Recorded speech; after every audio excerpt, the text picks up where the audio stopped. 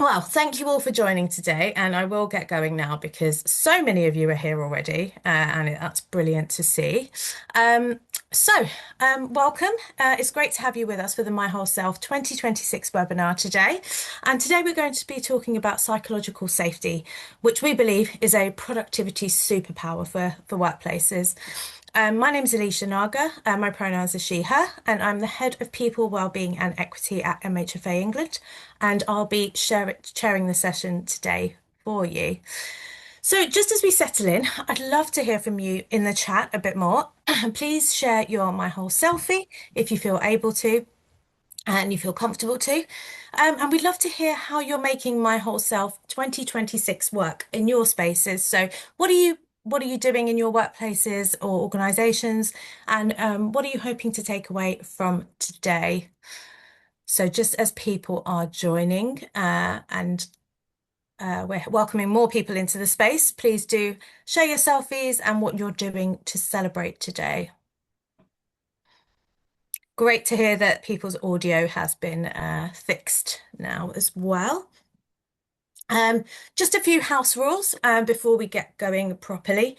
Um, the webinar is being recorded and you'll receive a copy along with the slide deck and all the additional resources at the end. So don't worry too much about, capturing the content that's on the slides. Your microphone and cameras will be switched off, but we encourage you to use the chat function and the Q&A throughout the session, and we will come back to the Q&A at the end. For those of you that would like to use the captioning, you can do so by switching on the show captions icon. And on my screen, I can reach that through the toolbar at the bottom by pressing on the three dots, and you can toggle the captions on and off there.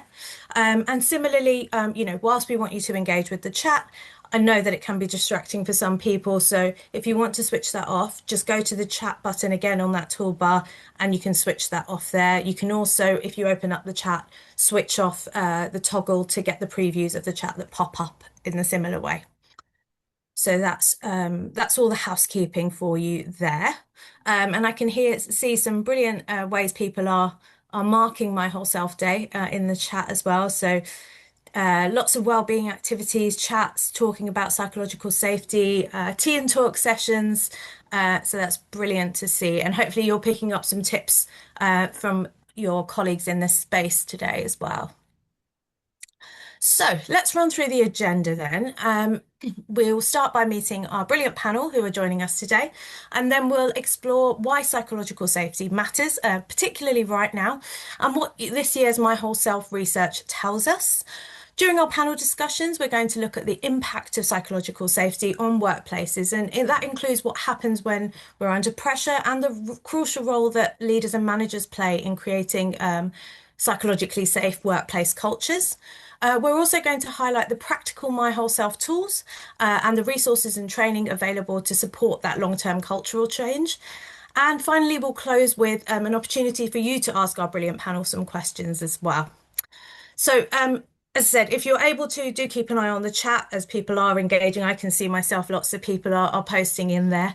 And the team will also share some useful links in there throughout the programme as well. But don't worry if you can't keep up with that. I know it can be distracting. We will share all those links with you and all the resources after the session too. Okay, so I think this is a good opportunity for us to meet our panel. So you'll see my whole selfie there on the screen, a little bit more about me, but I've already introduced myself. So I'm going to pass over to Adrian to introduce himself first of all. Thanks, Alicia. Hi, everybody. My name is Adrian Goddard. I'm the Commercial Director at the Chartered Institute of Payroll Professionals, responsible for sales, marketing, events, and our policy team that works with government to shape legislation for payroll. I'm also non-exec director for Pettipool College, which is a specials need college. So I support the finance, risk, and performance advisory board there. But more personally, I'm a man of faith, so I'm a Christian. I've also been married for 17 years, father of three. My eldest is just about to turn 16. I've also got a 14 and 11-year-old. Got a cocker spaniel that everyone in the family just loves, and I've been a mental health first aider now, I think for about 4 to 5 years. and a self-diagnosed ADHD, in that I've had a multitude of tests and some consultations, usually come out around 90% plus certain that I've got it. So yeah, quite convinced. Yeah. Thank you, Adrian. Thank you for introducing yourself. And lovely to hear so much about you, both professionally and personally. Helps to really understand who you are and kind of humanize us as people on the panel as well. And yeah, you've got a lot on your plate, I can see. But great to hear that you're kind of thriving in all aspects of that. And if you want to learn more about Adrian's experience of neurodivergence and leadership, there will be a link posted in the chat, or maybe there has been already. But if not, we will share that resource with you after the session as well. Okay, so the other panel members then. So Katerina, Good could I come to afternoon, you next? Good afternoon, everyone. My name's Katrina Cleaver. I'm Head of Strategic Partnerships at the Chartered Management Institute. And in my day job, have the great opportunity to work with organisations in embedding psychological safety into those workplace cultures. So that's really as part of my day job. Outside of my day job, I relax by having two King Charles Spaniels and normally walking across sort of the Yorkshire moors where I live, and just appreciating the environment and the nature around me. But thank you very much for allowing me to join you today. Thank you, Katerina. And another dog parent there, I can see. So obviously we know pets are really good for well-being. So really good to hear that too, and to hear about what you do at the Chartered Management Institute too. And then I'll come to Scott as well. Hi, thanks, Alicia. So my name's Scott Wellham, and I'm a team leader at Nationwide Building Society. Been a mental health first aider for 18 months now, and I co-lead a team of 12 mental health first aiders within our telephony area. And we focus on supporting our frontline colleagues, making sure they're all safe and secure and got that support where needed. A bit about myself, I'm a big sports fan, so you can see on my picture, Sheffield United fan and season ticket holder, and a big NFL fan. And to kind of help me with my mental health, I like to go do a lot of running and walking. I completed my first 10K last year, run for charity, and that sort of stuff that I do on a daily basis, get a bit of running, fresh air, just to help myself. Brilliant. Thanks, Scott. And we'll hear a little bit more about what you do in your workplace around mental health throughout the session. But yeah, well done on your getting into running and really using that as a way to support your mental health and well-being. Obviously, you've achieved quite a lot in quite a short space of time, so that's brilliant. Okay, so now that we've met the panel, and really, we're looking forward to hearing lots more from them as we go through the session. I just want to take a moment to reintroduce or introduce you to the My Whole Self campaign. So My Whole Self launched in 2020 as MHFA England's campaign for workplace culture change. It's not just a single awareness day, but we do use this day to kind of really mark the campaign and kind of reinforce all the messaging that we want to give to you about that. So it's about long-term meaningful cultural change, and it focuses on creating workplaces where people feel really safe to speak up, to share ideas and to ask questions, and be themselves without fear of judgment or negative consequences. It's reflected in everyday working life, and hopefully you should see My Whole Self in meetings, in conversations and in small decision-making moments that really kind of shape the full work experience that we have.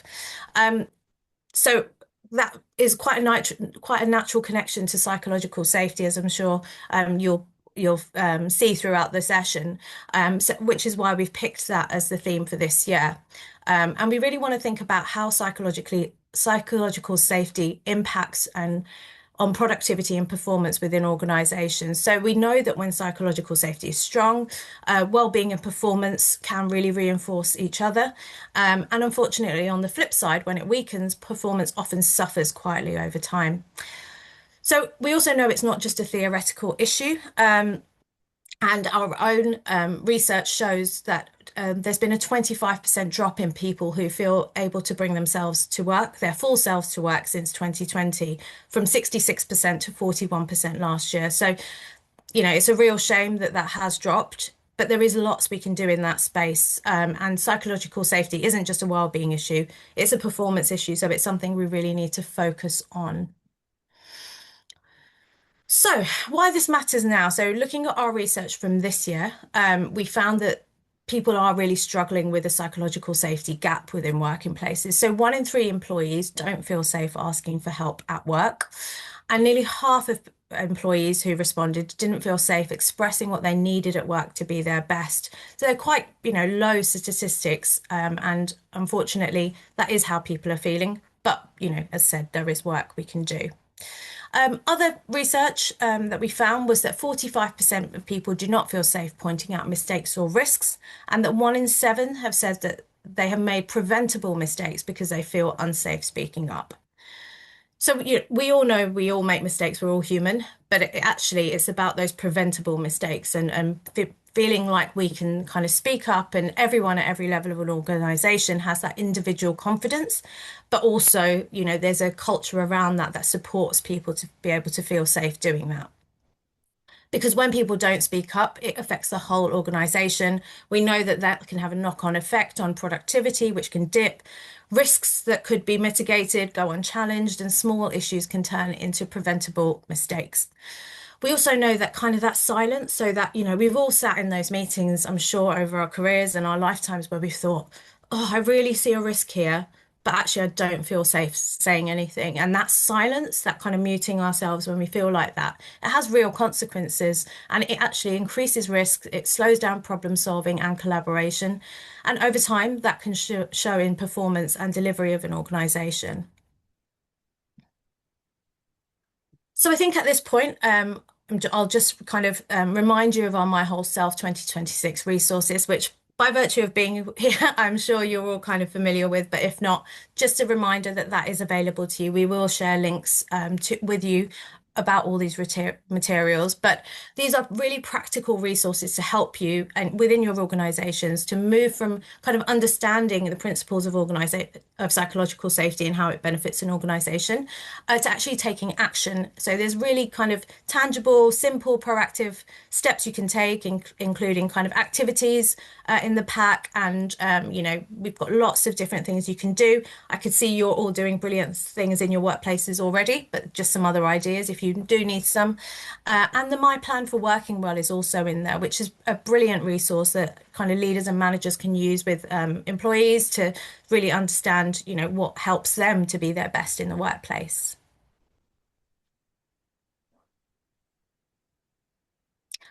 So we're going to move on to talk to our panelists in just a moment, but this would be probably a good moment to check in with you, our audience, who are here today. So we're going to be launching a poll in just a second, and we'd love to hear from you about how comfortable you would feel raising a mistake or concern at work. So think about all the different spaces that you might be engaging with in the workplace and kind of give a broad response based on that. So I'll just give you a minute to do so. The instructions are on the screen and should be on the chat as well. As those results are coming in, I would just give you a few seconds to do so. You can see lots of you are already responding. And as they come in, we'll share them with you in a moment. Just take a moment to reflect. What do you notice about these responses? And how does that differ from your experience, or how is it similar to your experience? And also thinking about how this makes you feel seeing those results.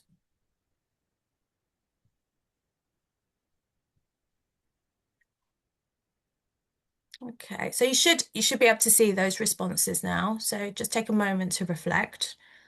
I think it's brilliant that so many of you say often, and actually there's 15% of you are saying you always feel like that, which is brilliant. There's about a third of you that are saying sometimes.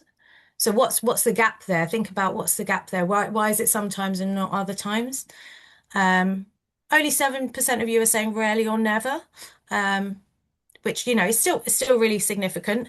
So what's happening in those spaces potentially that's different? And as we speak to the panelists, hopefully that will give you some ideas about what you might be able to do in your workplaces.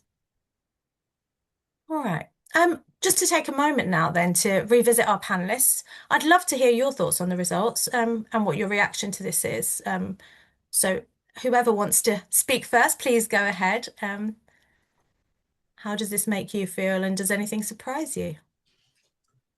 I mean, I'll say it's the results there are quite encouraging that so many people here actually do believe that they have psychological safety to be able to speak up within the workplace. I think a lot of that comes down to probably the kind of culture that the leadership have and what they facilitate and foster in enabling people, to feel okay to address things that are issues or things that they may not feel comfortable with, or things that they may feel can be improved, to have those types of conversations. For those that don't, that lower percentage of 7% that you referenced there, I guess maybe it's a case of what can be done to bring that change to that organization. And potentially maybe even the hard question of, is that the right organization? In that, are you happy with that kind of culture, that you want to be a part of that?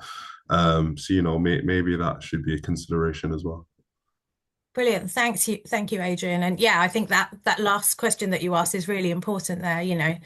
Yes, there's things we can do and action we can take, but reflecting on whether it's the right space for you, it might be might be part of that kind of consideration as well. But definitely you talked about leadership and how they can help to kind of promote. And in those spaces where people have scored more highly and always often, that leadership do have a really significant role to play there. Thank you.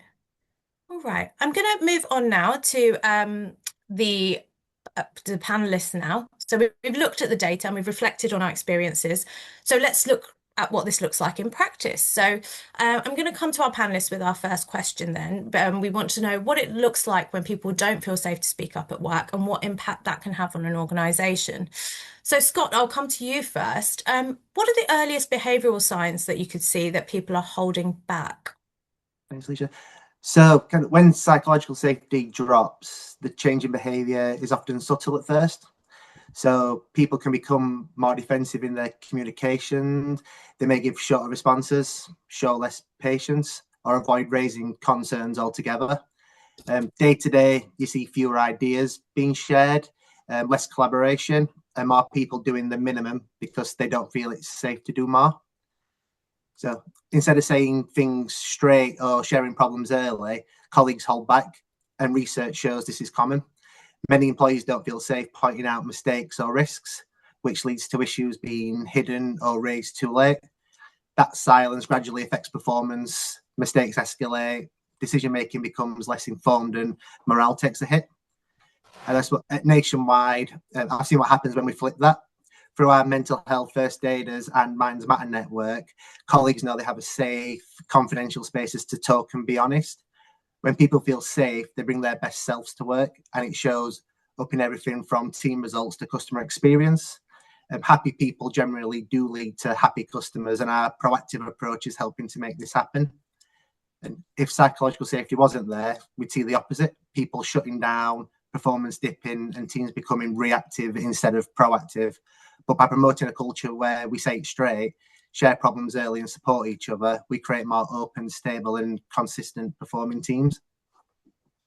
Thank you, Scott. So yeah, kind of that movement from reactivity to proactivity that you mentioned there. I think that's a really important factor, but loads of really, small changes that people might exhibit that, we should be looking out for, that actually psychological safety might not be kind of part of that culture, and people might not feel quite as psychologically safe as they might.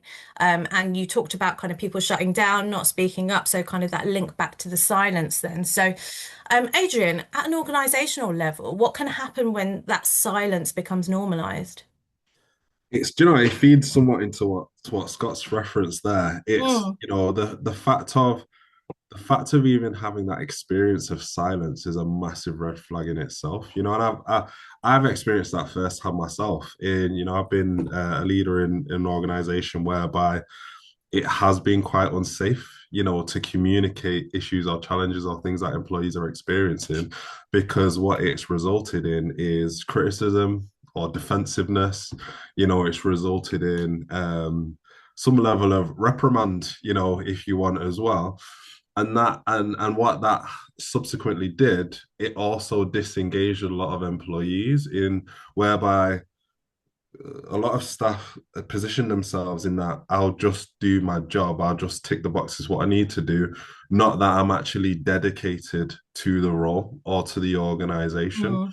Mm. And therefore, it's so important to actually be willing to listen and create that psychological safety.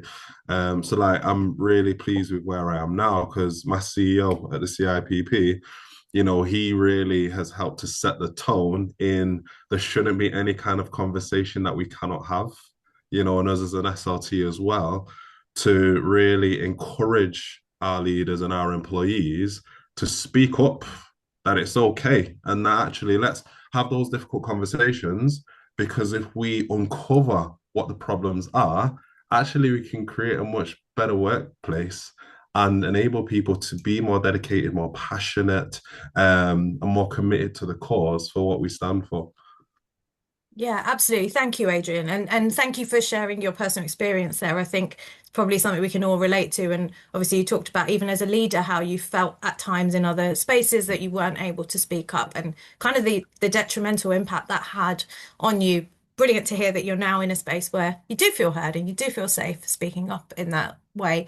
But definitely, I think something that a lot of people in this space will be able to relate to, and just kind of the impact that that can have on the organization and just, everyone's just doing, as you said, kind of the tick boxing, Yeah. bare minimum, and you're not getting that high performance out of people. And also, from a personal level, that kind of self-fulfillment isn't there, is it?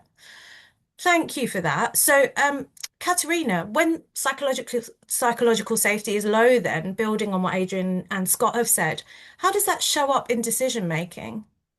Okay, so I think for me, it's really about that when decisions are made with incomplete information because people haven't felt safe to speak up, it can really mean that commitments will get agreed or projects could get signed off or real big, important decisions can happen across the organizations that have not been taken on board everybody's view. And that means vital information or vital feedback could get missed. And so that's really important why having that sort of managers and leaders being able to have those difficult and sensitive conversations and lead those conversations is such an important part of their managers and leadership toolkit. For me, what can also happen when regarding decision quality is that what happens is problems then surface later. So and then that means you have to then do additional work, and there's then retrospective sort of actions that have to happen in order to sort of repair that, because that data is only just now coming to light. For me, I think finally I would like to sort of highlight is that psychological safety isn't about comfort. It is a real quality decision piece. And when people don't feel safe to challenge assumptions, don't feel safe to speak up or raise concerns, it can mean that those managers and leaders across those organizations are making decisions, as I said, with missing data, missing information, and that ultimately will impact that productivity, will impact that effectiveness. Absolutely. Thank you, Katerina. And there will be people at different levels of an organization, won't there, that have that information and have that expertise. And they might be the only person that actually identifies this one risk that could really easily be managed. As you say, it will come out too late potentially, and then there's just a lot more cleanup work to do, isn't there? So absolutely. So it's about kind of being on the front foot and allowing yourself to be on the front foot by hearing all those kind of concerns and creating that environment. So thank you, Katerina. So now that we understand that, and I think we've heard really good evidence both in the data and from our panelists about why psychological safety is so important, we now need to think about how we move from awareness to actually taking that action. And psychological safety is shaped, as we've heard, by how leaders respond and how managers set expectations and whether concerns are raised early. But we all have a part to play in that, whether we're a leader, manager, or an employee. But awareness alone is not enough, as said, and we need to take actions. It's about building confidence and capability to act and to act consistently as well. I think that's a really important part. So just to kind of remind people, for some of you in the room, I'm sure there'll be lots of MHFAs in this space, but if not, those of you who are less familiar, mental health first aid training can really make a difference here. And it equips people with lots of different skills, such as recognizing early warning signs of poor mental health, which are not actually massively dissimilar to what Scott talked about in noticing those signs of poor psychological safety. It's those differences in people that aren't showing that they're at their best. But crucially, how to start those supportive and empathetic conversations, how to signpost to appropriate support and encourage that open dialogue and reduce stigma around poor mental health as well. We know that when people feel confident to act, concerns are raised earlier, support is accessed sooner, and teams remain engaged and productive. So we just want to bring this to life with some practical experience. And at this point, I'm going to ask Adrian, how does the confidence to recognise the signs and start the conversation around mental health affect what happens next? I think it affects what happens next in that if you don't pick up on things like this early, issues with employees, challenges that they may well be facing, and then being psychologically safe enough to be able to surface those things, it can spiral, and it could ultimately lead in somebody going on stress leave, for example, or, ultimately leaving the organization because they feel it's unbearable, to stay within that business or be a part of the team or function, whatever they're a part of. But I think a prerequisite to that, especially as a leader, is having a focus on building trust with your team. Because the fact of the matter is, if people don't trust you, then they're likely not going to share that level of sensitive information, especially about themselves, and that level of vulnerability. So I think the proactive piece that comes prior is, as a leader, really building and fostering that trust and demonstrating to your team continually that actually it's okay for us to be vulnerable. It's okay for us to have these kind of conversations. It's okay for us to explore things that you want to address that you may not feel comfortable with, and it's not going to result in you being attacked or you being ostracized or any kind of negative impact. But actually, it's going to result in us fostering a healthier working environment and working relationship. Yeah, absolutely. So, yeah, we want to have those healthy workplaces, healthy relationships within the workplace, and kind of how to foster that is by having those conversations, creating a culture where that feels, maybe a little bit uncomfortable. That's okay. That's how we learn. Katerina, you alluded to that earlier as well. We might feel a little bit of discomfort, but it's okay as long as we feel like we're safe in feeling that discomfort. Thank you. And Scott, you're part of a large MHFA network. So how does that consistent approach influence how issues are raised across the organisation and across teams? So kind of just to start with, we have an amazing Minds Matter network, which is run by two fantastic people. And without them, we wouldn't have the fantastic structure and support available to everyone at Nationwide. So I just want to start by saying a big thank you to Sean Bridden and Leanne Carver for all they've done for us. And being part of that large network means colleagues know exactly what to expect when they reach out. They get a calm, consistent and supportive response. That predictability gives people the confidence to speak up early rather than waiting until things become overwhelming. It helps create that culture where honesty is normal, problems are shared quickly, and teams feel safe to be themselves. That early openness not only protects well-being, it helps maintain performance and create a generally caring, connected workplace. And what it's allowed us to do as well is recognise the particular pressures of frontline teams. So mental health first aid is in our customer-facing roles. We're now ring-fenced to support our own colleagues, which is nearly 1,000 people. So this model acknowledges context, builds that trust, and reflects Nationwide's deeply human approach to workplace mental health.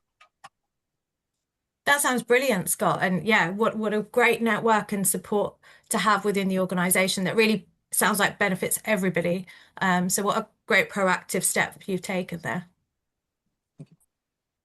All right. So we just talked about building that confidence and capability then, and how it supports people to speak up earlier on and to feel capable and confident in doing that. So psychological safety is often tested though when people are under pressure. We all know, we've got that deadline, or we've got that report we need to get in, or we've got that pressure coming up, a big product launch, for example, whatever that looks like for you.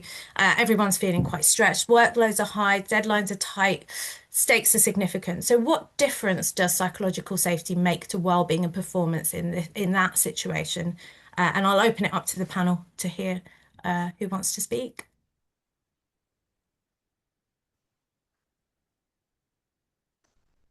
Okay, I'll jump in for you guys. So yeah, Thanks. I think we work in, especially within the payroll industry, it's generally a high pressure environment, especially because you have got set deadlines as to when people need to be paid, and you're dealing with something incredibly sensitive as somebody's pay, which impacts their livelihoods, right? But that's also reflective in is us as an institute in regards to what we have to deliver, even from like an events point of view, for example, in how we support, facilitate the education and development of those within the paid profession. So, I'll speak firsthand, at times, there are times even in my own team whereby, it's communicated that they're really feeling the pressure, and that they highlight changes in behavior between one another as well, and also with myself. And we very much made it a safe place to be able to do so, because we found that that's the only way that we're going to be at our best and be able to perform well and ensure that our well-being is, at the forefront of our minds when we are operating. When I've seen it and experienced it in times past whereby it's not psychologically safe, and you'd expected to kind of just crack on and get on with things even when you're under pressure. Again, it just results in things like absence and things like underperformance, in that the deep desire to get the work done just really isn't there. And I think, just last thing to highlight, I think when you're under pressure, I believe in the notion that people won't necessarily remember what you say or necessarily how you've treated them, but they'll always remember how you've made them feel. And I think when somebody is under pressure, especially when they're experiencing something personally, it's important to ensure that you've created that psychological safety and you can support them, because it's something they'll never forget and they'll hold on to, whether that be for the detriment of the work that they're going to be contributing in future, or whether it be for the benefit because you've taken care of them when they're in that pressurized circumstance, and therefore they're more inclined to give back to you and to what the organization requires because of that support that you've provided for them. Yeah, absolutely. Thank you. And a wonderful quote to use there, Adrian, which some of the people in the session will be familiar with. But yeah, absolutely, making people feel supported and confident in themselves. And then, hopefully they will speak up. And actually, we know that it does have a significant effect on well-being and performance, and kind of just creating those spaces. And never more is that needing than when you're under pressure, right? If the stakes are high or deadlines are tight, etc., actually you don't have the flexibility. If anything, you've got less room for margin for error or mistakes. So, creating that environment where those can be flagged early and people feel safe to do so is even more important, isn't it? Thank you for that, Adrian. Sorry, Sorry, I was just going to highlight, I was just going to add something, if that's okay, Alicia. Yeah, so one of the things I was going to sort of highlight is it's really, as managers and leaders, it can be quite easy to create sort of a safe environment when things are going well and when things aren't under pressure. But it's so important, which is why it's so important that as managers and leaders, we also role model our own vulnerability when we're working, when there's times of pressure, etc. Because if you are prepared to sort of say, you know what, I'm feeling a bit under pressure at the moment, that will more likely enable others within your team to feel like they can actually flag a concern, etc. And then if they're then sort of really struggling, you'll be able to then start start to sort of notice if there's any worrying signs, and you can then sort of support so that then it doesn't then impact their own well-being, or it doesn't impact performance, etc. So I think for me there is a massive piece here when creating that psychologically safe workplace culture for those managers and leaders to actually be afraid, to not be afraid of saying, you know what, I'm not having a good day today. I've got a stinking cold today. And, but it, and I sort of said to my team, I said, look, my brain's probably not working today to its full extent, that type of thing. And sometimes you just have to be open and honest, because if you haven't got that, then people won't speak up. And then it will just become like this spiral of sort of problems, etc. Yeah, you're absolutely right. Thank you for flagging that, Katerina. And yeah, showing vulnerability as leaders is so important, isn't it? Because it just really opens the floor for other people to show their vulnerability and feel able to do so. And then, again, that helps to provide that support earlier on, doesn't it? And create that safe environment. So thank you. So we've explored the impact of pressure on teams, and we're now going to move on. Sorry. All right, if you don't mind, could I just jump in a sec? Just from what Katerina said, I think it's so key what you've said there, right? I just wanted to share, a couple of weeks ago, I had something quite significant happen with a family member where I wasn't myself. And a couple of my team picked up on it, and I spoke to them individually. But then in a team meeting, I spoke to them and I said, look, this thing's happened in my family.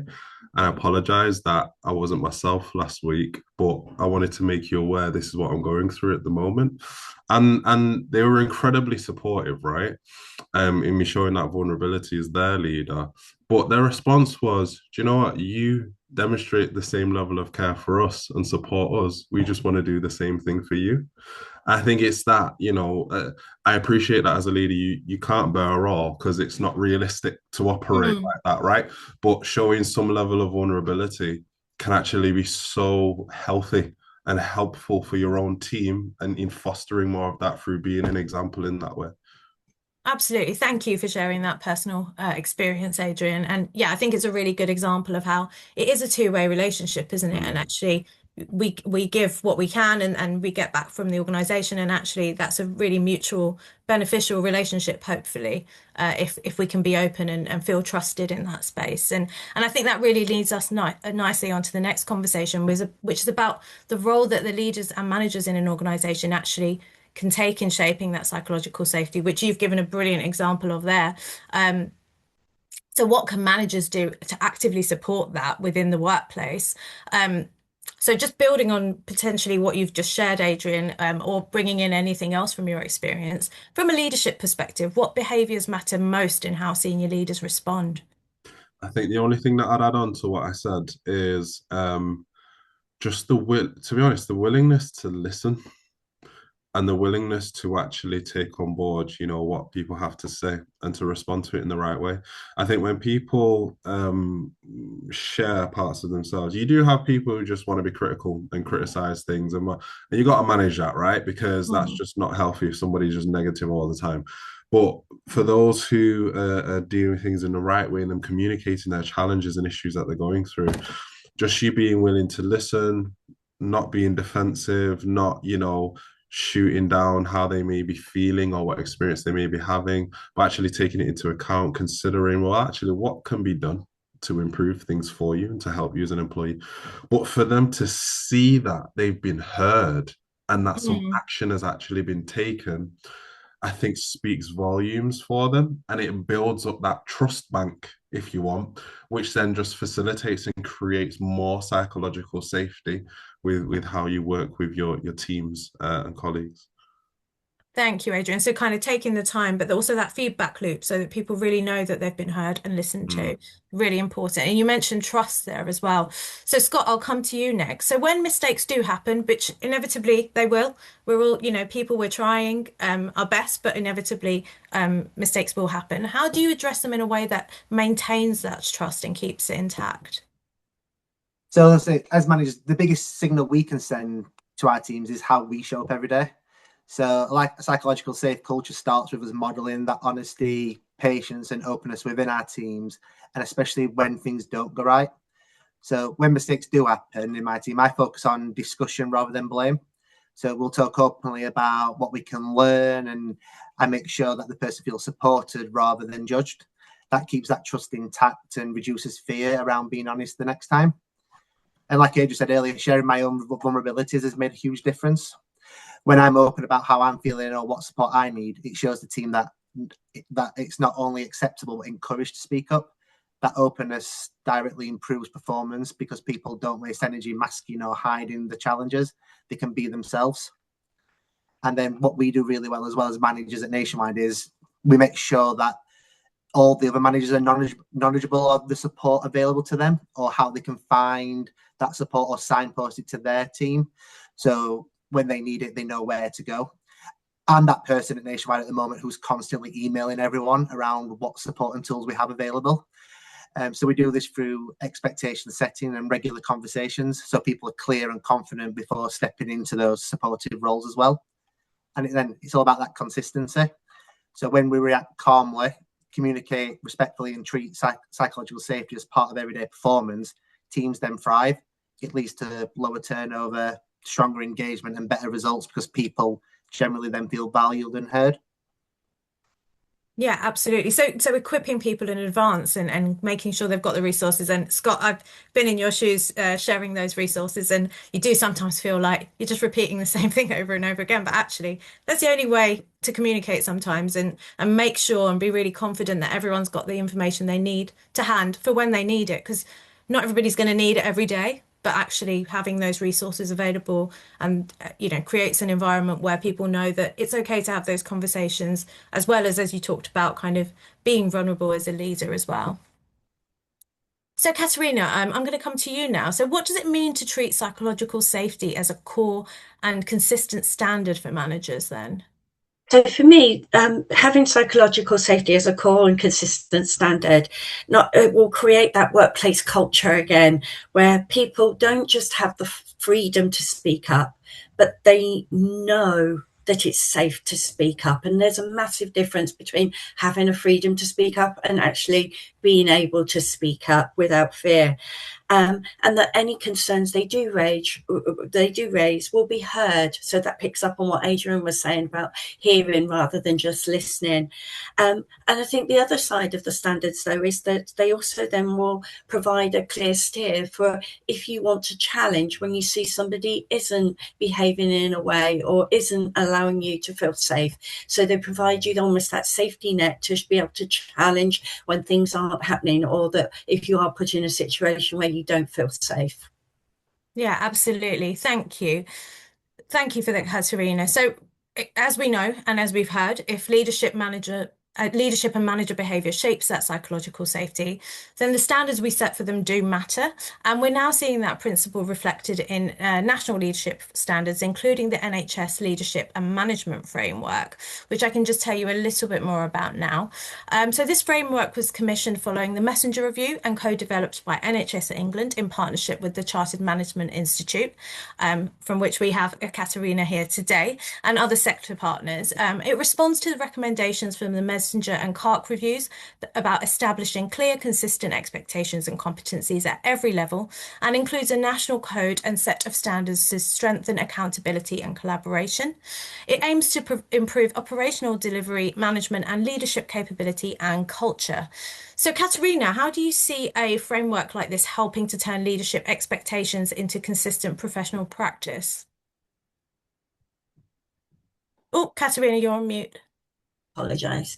So I think really coming back again, what a framework like this really encourages that manager and leadership behavior to then enable people to feel safe at work and to speak up. And to picking up on some of the research that we've seen earlier, in the NHS, 4 in 10 staff said they don't feel safe to raise a concern, and 85% hesitated to speak up in a recent survey that was published. So when this happens, it doesn't just affect that well-being, it affects decisions, quality, learning, and ultimately, customer outcomes, patient outcomes for the healthcare sector. Which is why, for me, it's really important to recognise that difference between, as I said, I mentioned a minute ago, that difference between people having a freedom to speak up rather than actually being able to speak up or feeling safe to speak up. it's not the same thing. And psychological safety is created by everyday behaviours of their managers and leaders. So if people see that their managers and leaders aren't going to enable them to feel safe to speak up, they're going to then start to shut down and not want to sort of speak up or raise concerns. I think for me also silence is a risk, and I think that's been mentioned again today. So again, having these frameworks can really help to sort of try and reduce some of that risk piece, because it means that then if people don't speak up, that information can be withheld, concerns don't get raised, and then decisions, as I said earlier, get made without seeing that full picture. So for me, frameworks such as the management and leadership framework, CMI's own professional standards, are so important because they really translate those expectations of managers and leaders into clear professional standards for how people should behave, and also provide the opportunity to challenge when people see inappropriate behaviour. When working in high pressure, hybrid and increasingly AI-enabled environments, that trust and that psychological safety can't be left to chance. And so it needs to make sure that people and those managers and leaders are really building those deliberate and consistent cultures where people feel safe to speak up. And as I said, for me, psychological safety isn't a nice to have. It's a management and leadership responsibility, and is about creating those conditions where people are able to speak up before things become then a harm or a problem or start to impact that productivity or that performance. Brilliant. Thank you, Katerina. So you shared some kind of statistics there of the kind of real issue there in the NHS around psychological safety. And that's why it's so important that these standards have been shared and published and kind of are hopefully being lived out there in the wild. And actually, you know, that consistent approach is going to help really challenge, you know, the norms that may have been created over time, but actually kind of create those environments where those mistakes don't happen so often. And if they do, we learn from them and we move on and improve in the future. So thank you for that, Katerina. So I think it's really clear, and I don't think it will be a surprise, that when managers are equipped and confident, concerns are raised earlier, conversations are clearer, trust is built, and performance is more sustainable. And we know that that's especially true when people are under pressure, as we've heard today. But the data still shows that there's work to do. So 33% of managers felt out of their depth of supporting team mental health. And even fewer organisations provide that mental health training for managers. So that gap between responsibility and capability, it creates risks for both people and for performance within organisations. I think this is a really good point to share with you around the information around our people manager training portfolio, because there is a gap there, and we know that we need to upskill managers in being able to have conversations with their teams. So our portfolio is designed to support managers in real situations that they face on a daily basis, to equip them with the skills and confidence to, as we talked about earlier, spot the signs that are early signs of poor mental health before well-being and performance are impacted. So really taking that proactive approach to hold those compassionate and constructive conversations, to build those psychologically safe teams, and to apply the relevant policies and occupational health guidance with confidence that exist in your spaces. So whether that's kind of things that are locally available or more nationally, kind of how can you support people early on to kind of help them with their mental health and well-being. We know that one size doesn't fit all, either for people or for organisations. So the portfolio is designed to work flexibly across organisations to really build that confidence and competence in a way that really helps to alleviate pressures within that environment, within your environment. And the links are shared in the chat. As I said, we'll also follow up with them. Before we move on to questions, we're almost there to hear from you. I just want to remind you that we have the My Whole Self Managers Toolkit also available, and that's something you can access free of charge. It's designed to give managers practical tools to build trust and psychological safety within everyday team conversations and environments, and it can be used alongside our full range of My Whole Self resources, but these are really targeted at people managers and what they can do in their roles to really create that psychological safety. So, as promised, we will take some questions from you now. So I think we've had quite a few, but we're just going to focus in on a few of them. Um, so first of all, how do we maintain psychological safety in a purely remote working team? And I think more and more of us are seeing this as we move to hybrid or remote working. But I guess this is specifically around remote working teams because, we don't see each other face to face. There's a lot of human interaction potentially lost there. Anyone on the panel want to step in there? Yeah, I don't mind stepping in. Thank you, Scott. Yeah, so for me, it's that regular communication. It's having that daily check-ins, those get to know you sessions at the start when you first become team members or you first become their manager, and it's that consistency of doing so, making sure you're there to support, regular coaching, one-to-ones, and just engaging with that person. What I've started to do this week with all the My Whole Self is I've got quite a few new team members over the last couple of months. I've used the whole My Whole Self with my team to get them to do their own so we can share with each other, because I've got people on my team that have been together for a number of years, but also people now that have only been on my team for a couple of months, and the team don't know each other as well as they should. So I've used the whole My Whole Self to help engage with that. Brilliant. So I guess setting that foundation, first of all, so kind of being proactive at the early stages of kind of, creating those safe relationships where people can be open. And brilliant to hear that you've used some of the My Whole Self resources to be able to do that as well, which is fantastic. Anybody else on the panel want to add anything to that? I was just going to add to that, Alessia, by saying I think there's a piece there around really making sure that you check in with your team. And because then by doing that regular checking, and if there's like a change in maybe the way that they're saying, oh, the phrase is, oh, I'm fine. And we know that fine is probably the worst word that you can say. So it's about just really sort of monitoring that. And it probably picks up on something that Adrian was saying earlier around sort of the team had realized that he wasn't fine before he actually sort of said, oh, I'm not feeling great type thing. And I think that's the part is when you get to know your team and you're checking in with them, you'll see whether there are those dips, and you can sort of then realize whether those dips are things that you need to really sort of potentially try and prompt or support, because sometimes it might be just that they just think, well, I don't know if I want to say something. So again, it's creating that environment. Yeah, brilliant. Thank you. And I think noticing those changes and from my personal experience, using the plan for working well actually helps to have those conversations early on so you know kind of what signs to look for in an individual as well. I know it certainly helped me with my team to kind of notice. And then it almost gives you permission also to kind of start a conversation around those behaviors that might be, signs that somebody is kind of struggling a little bit. Great, thank you. So the next question then.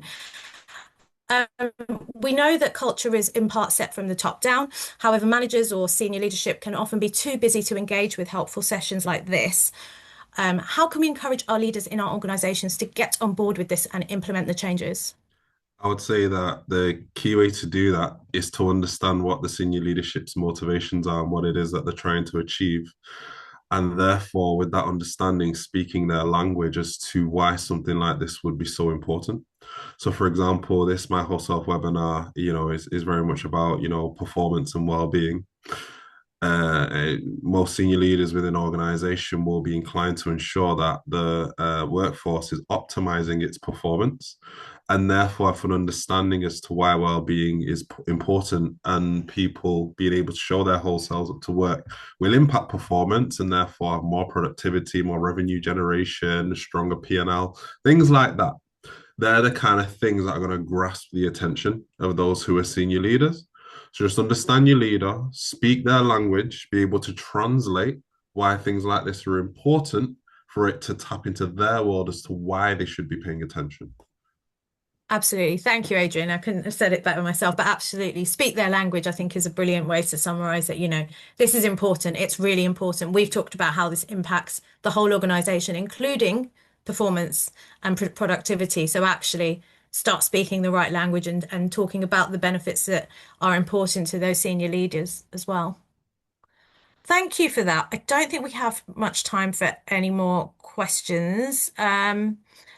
So I'm going to just wrap up now, if that's okay. So I'd just like to thank everyone for being here today. Thank you particularly to our panelists for sharing your expertise, experience, insights, and to all of you who have joined as participants as well. It's been brilliant to hear from you. I haven't had a chance to see everything in the chat, but I'm going to catch up with that. But I can see lots of brilliant examples of good practice being shared, and lots of challenges that people are sharing with each other and kind of might be relatable to other people as well. Hopefully, today has been really helpful for you. I know it has been for me, and that the resources that we'll share with you will also be helpful. We will share those with you very soon after this session. So please do explore them and see how they might help in your workplace. As the day continues, please keep the conversation going within your teams and organisations, and try to reflect on what psychological safety looks like in your workplace and how you can strengthen it. As we said, lots of brilliant ideas here from the panel and in the chat. And we'd love to see your My Whole Selfie. So do tag MHFA England in anything that you post across social media channels. And we'd love to hear from you and see what's happening in your spaces as well. Obviously, only share anything that you feel comfortable doing so, but it would be lovely to hear as much from you as possible. So thank you again, and thank you for spending an hour with us today. And I will say goodbye and wish you a lovely rest of the day.